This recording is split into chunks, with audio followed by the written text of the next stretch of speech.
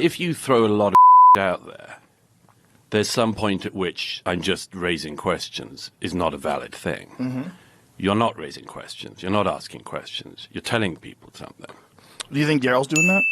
I think there's a whole bunch of guys doing that. I think Dave is doing that, very obviously.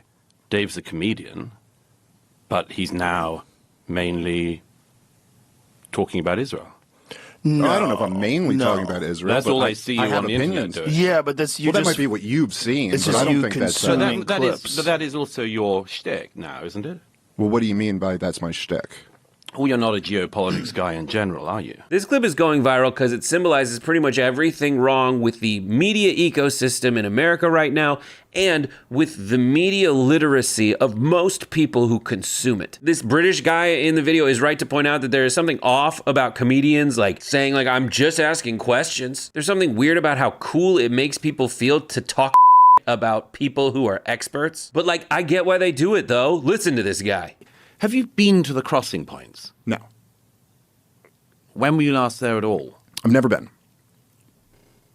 You've never been? Like, here's a cartoon of a talk down your nose British ivory tower piece of It also doesn't make sense when people are like, this guy's right. Joe Rogan never has experts on his show to contradict him. Bro, this is an expert on his show contradicting him. And remember when he was in the middle of his COVID misinformation and he had an expert on his show contradicting him? 2 to 4-fold increase in the instances of myocarditis. Yes, but you know what? Hospitalization. You know that there's an increased risk of myocarditis among that age cohort from getting COVID as well, which exceeds the risk of myocarditis from the vaccine. I don't think that's true. I don't think it's true. No. I don't think it's true that there's an increased risk of myocarditis from people catching COVID that are young versus increased risk of myocarditis from the vaccine. No, there is. There's both. Well, let's look that up because I don't think that's true. 2 seconds later. Myocarditis is more common after COVID-19 infection than vaccination. But is this with children? Yeah, we're talking about young people. Men and boys aged under 30 after this is what it says here. With children is the issue. Well, no, we were talking about 15-year-olds. Well, we're talking about young children. Male child. 12 to 17. 12 to 17, more likely to develop myocarditis within 3 months of catching COVID at a rate of 450 cases per million infection. This compares to 67 cases of myocarditis per million at the same time following their second dose of Pfizer. Yeah, so you're about 8 times likelier to get myocarditis from getting COVID than from getting the vaccine. That's interesting. Also, it points out that no one watches the totality of anyone else's stuff, especially if they don't like them. And I understand why. Joe Rogan's podcasts are like 25 hours long, and they're mostly about punching people in the dick. Like, the British guy is under the mistaken impression that all Dave Smith does is talk about Israel. Dave Smith is under the mistaken impression that anyone has seen him be funny ever. Like, I'm sure he is funny in clubs, but no one has seen those clips. The British guy is right in that people think of him as the Israel-Palestine guy. And that's what people want him to talk more about. I'm not criticizing him. It's like how Ken Jeong is a doctor and an actor. But no one really asks him about the doctor stuff. I want to ask if that's his real dick in The Hangover. And that's what's so messed up about this media environment where comedians have like think talks. Like, I long for the day when like I see a clip of a comedian being funny. My feed is just so full of comedians trying to be the next Joe Rogan. And look, I've worked in all parts of this industry. Like, I've written pure comedy. Somewhere back there's an award for it. I also have worked in news. I've worked in like the ungodly baby those two things had called infotainment. Ugh. And the one thing I can say very confidently is like there's only like 25 journalists left. The rest of it's not journalism. Most of it's opinion, because that's the only thing that generates revenue and or hasn't been bought up by a billionaire. And I understand that people can confuse journalism with podcasting. In both of those scenarios, they're just asking questions. The difference is in journalism, the journalist will go to a bunch of different people and ask them the same question and different questions and then fact check their answers to those questions and then actually, quote, do their own research and have an editor make sure that like they did their own research. But like most stuff is in journalism. Like if you look in the White House press room, that's not journalists. There's a couple, but like if the people are there in the press room because they are filling the seat of someone that Donald Trump kicked out of that press room for asking him like a real question and pushing back on his answer, that's not a journalist. And you get moments like this.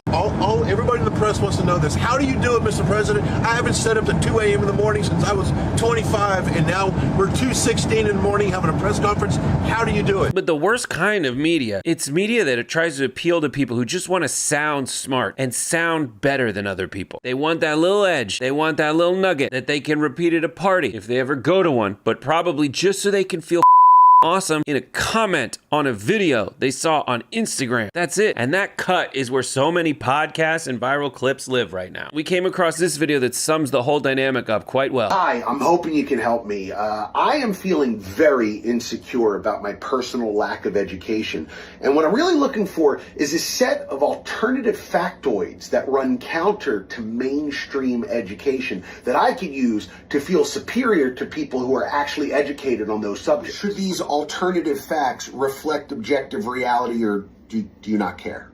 No. They don't have to be reflective of reality. In fact, if you want, you can make them dangerous to myself, to my family, to the community.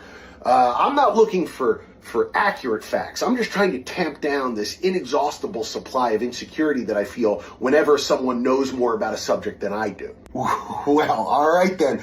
I have some podcasts for you. What's hilarious to me is this fake modesty inherent in this, like, oh, I'm just a comedian, I'm just asking question approach. But like, let's be honest, no comedian's modest. The whole thing is like, yo, I'm a performer, but I don't need a cast. I don't need anyone. It's just me. Give me a microphone so these thoughts can be louder. There's no modesty in I'm just a comedian. And especially in the like, I'm just a comedian here to prove that experts suck. There is nothing modest in saying that you're smarter than not just one expert, but experts. This dynamic only appeals to the millions of people who think they're smarter than everybody else. Like, people listen to Joe Rogan for the same reason they watch the Masters golf tournament. You watch it so that at many points throughout the multiple hours you're sitting there, you can feel better than people who are the best at this thing in the world. Like feeling superior to a guy who's #1 at golf in the world because this one time he missed a putt that I could make while drunk on 15 light beers that I drunk over the course of 14 holes. But I get it. Like, I hate this dynamic. This mentality is why Donald Trump is president of the United States again. And it's why, like, RFK